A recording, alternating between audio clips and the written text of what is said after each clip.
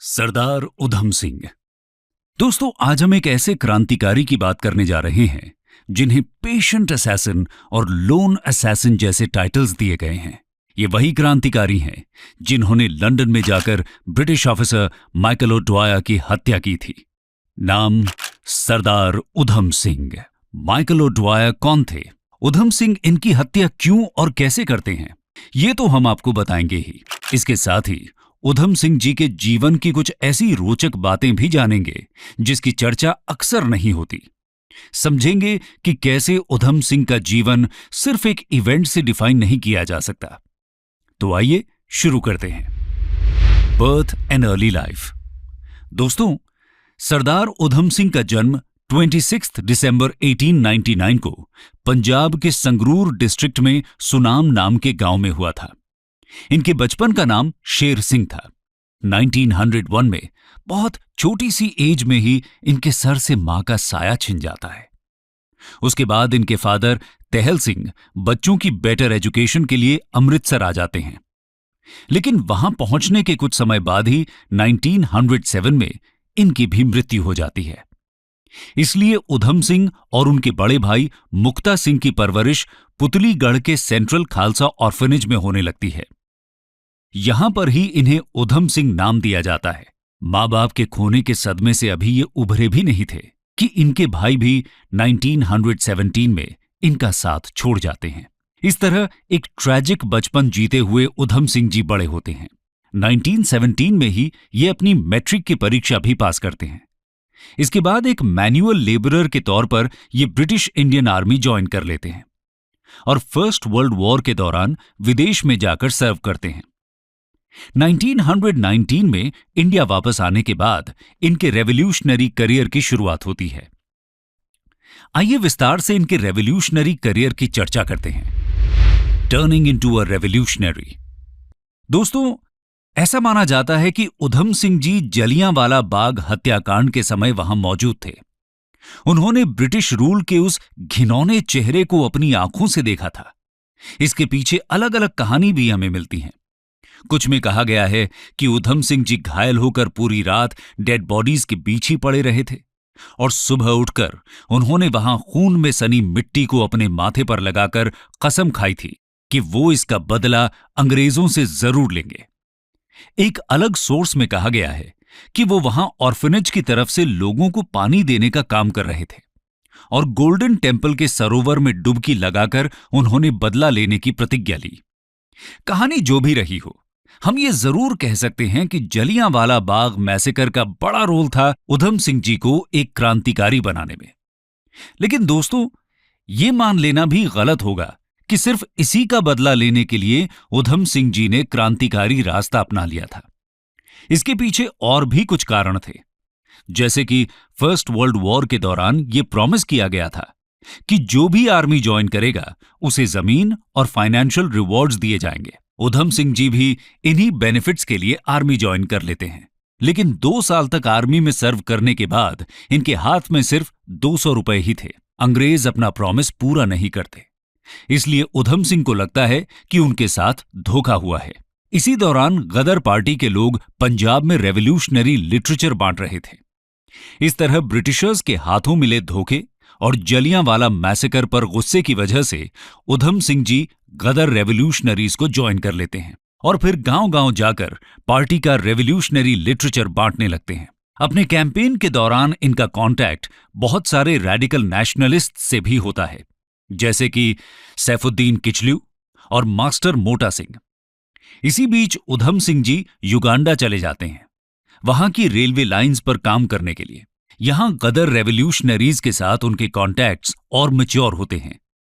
1922 में ये फिर से इंडिया वापस आ जाते हैं और अमृतसर में एक शॉप खोल लेते हैं, जो इनकी रेवोल्यूशनरी एक्टिविटीज का सेंटर बन जाती है।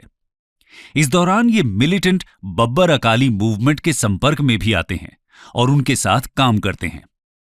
1924 में उधम सिंह जी मैक्सिको होते हुए इल्लीगली यूएस पहुंच जाते हैं और सैन फ्रांसिस्को में सेटल हो जाते हैं, जो कि गदर मूवमेंट का एपिसेंटर था। यूएस में ही उधम सिंह जी गदर मूवमेंट के साथ डीपली इन्वॉल्व होते हैं और पार्टी के बिहाफ पर मेंबर्स रिक्रूट करने और फंड्स जमा करने के लिए पूरा अमेरिका घूमते हैं। करीब 3 साल तक ये यूएस में रहते हैं। इस दौरान सैन फ्रांसिस्को, डिट्रॉयट, न्यूयॉर्क और शिकागो जैसी सिटीज में काम भी करते हैं। आपको जानकर हैरानी होगी कि उधम सिंह जी ने इस दौरान 2 हॉलीवुड मूवीज में भी एक्स्ट्रास का रोल किया था।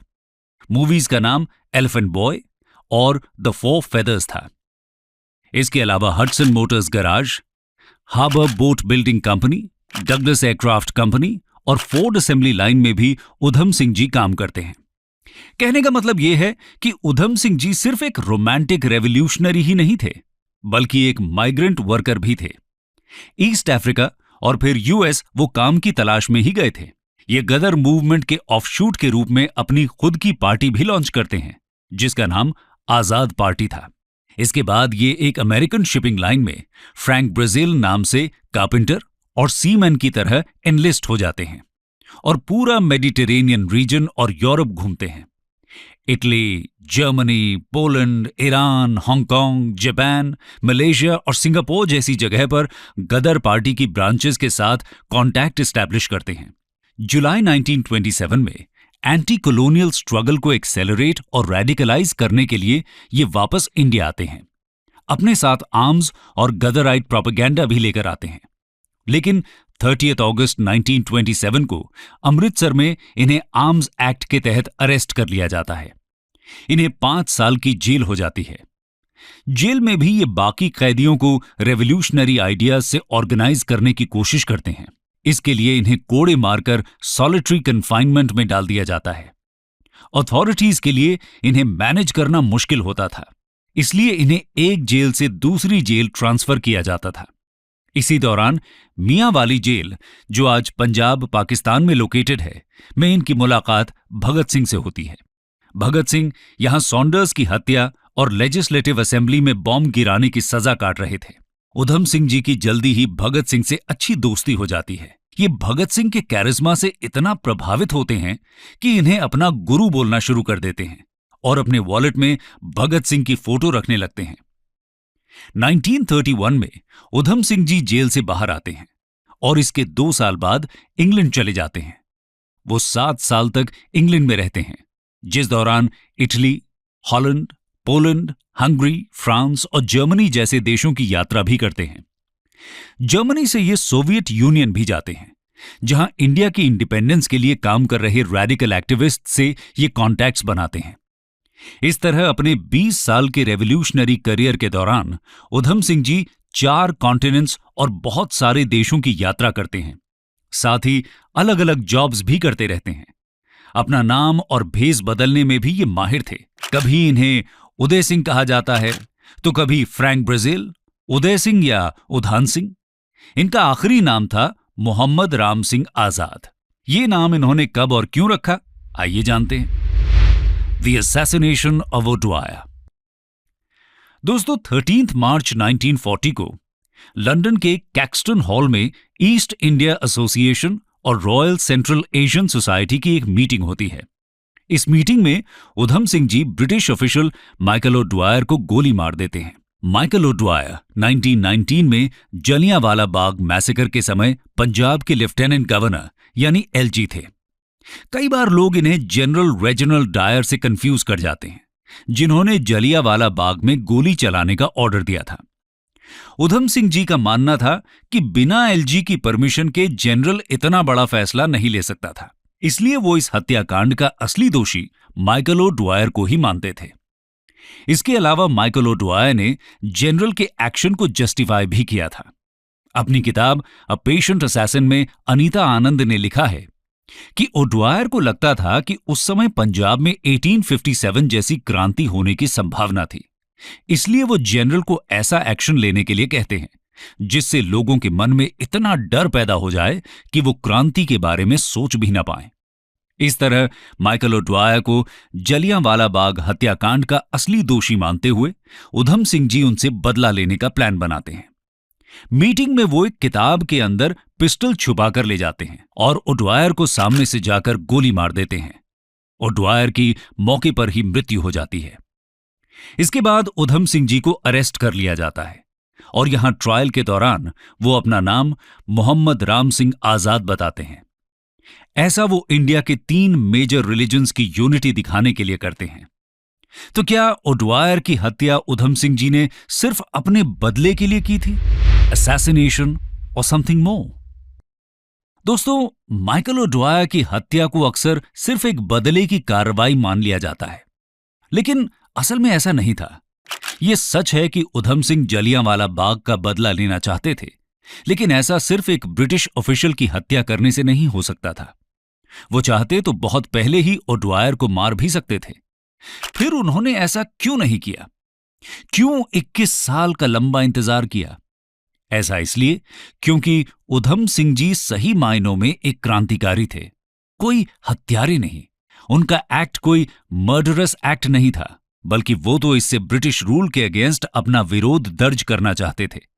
इसके अलावा उधम सिंह जी ने सिर्फ ओडवायर पर ही गोली नहीं चलाई थी, बल्कि उस मीटिंग में secretary of state for India और former governor of Bengal Lord Zetland, former governor of Bombay Lord Lamington और former lieutenant governor of Punjab Sir Louis Dane भी मौजूद थे।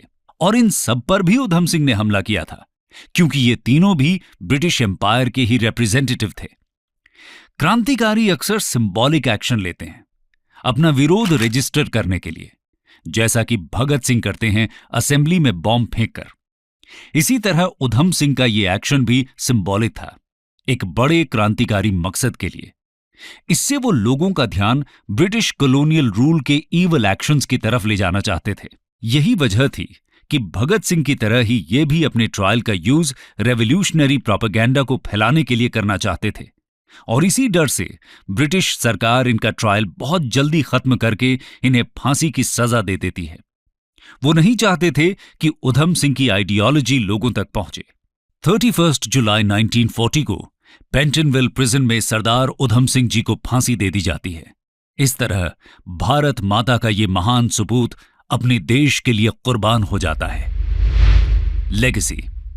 दोस्तों, आजादी के बाद 1974 में सरदार उधम सिंह जी के मॉर्टल रिमेन्स को इंडिया वापस लाया गया था।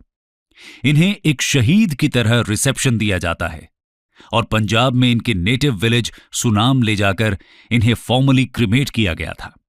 ऐसा कहा जाता है कि 2 अगस्त 1974 को इनके अंतिम संस्कार की रस्में ब्राह्मण पंडित, मौलवी और सिख ग्रंथ ने मिलकर की थी, और इनकी एशेज को अलग अलग अर्न्स में रखकर तीनों फेथ्स की होली प्लेसेस में बैरी किया गया था।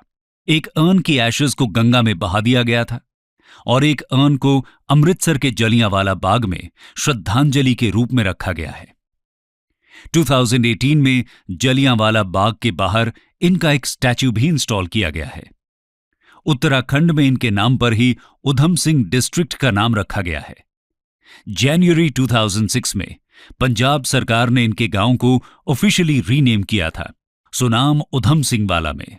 2015 में इंडियन बैंड स्कावेंजर्स ने उधम सिंह की 75th डेथ एनिवर्सरी पर एक एनिमेटेड म्यूजिक वीडियो रिलीज किया था फ्रैंक ब्राजील नाम से। अमृतसर के सेंट्रल खालसा ऑर्फनेज में इनके रूम को एक म्यूजियम में कन्वर्ट कर दिया गया है। इनकी नाइफ, डायरी और शूटिंग में यूज की गई बुलेट को स्कॉटलैंड यार्ड के ब्लैक म्यूजियम में प्रिजर्व किया गया है। बहुत सी पंजाबी और बॉलीवुड मूवीज इनकी लाइफ पर बन चुकी हैं, जैसे कि 1976 में सरफरोश द स्टोरी ऑफ शहीद उधम सिंह, 1977 में जलियांवाला बाग शहीद उधम सिंह और रीसेंट 2021 में शुजीत सरकार की सरदार उधम। इस मूवी को 94th एकेडमी अवार्ड्स यानी कि ऑस्कर्स में इंडिया की ऑफिशियल एंट्री के रूप में शॉर्टलिस्ट कर लिया गया है। दोस्तों, शहीद आजम सरदार उधम सिंह की लेगेसी हमेशा ही इंडियंस को इंस्पायर करती रहेगी। उन्हें सिर्फ एक पेशेंट असैसिन कहना उनकी लेगेसी को जस्टिफाई नहीं करता, इसलिए उन्हें एक महान क्रांतिकारी और देशभक्त के रूप में याद किया जाना चाहिए। जय हिंद, जय भारत।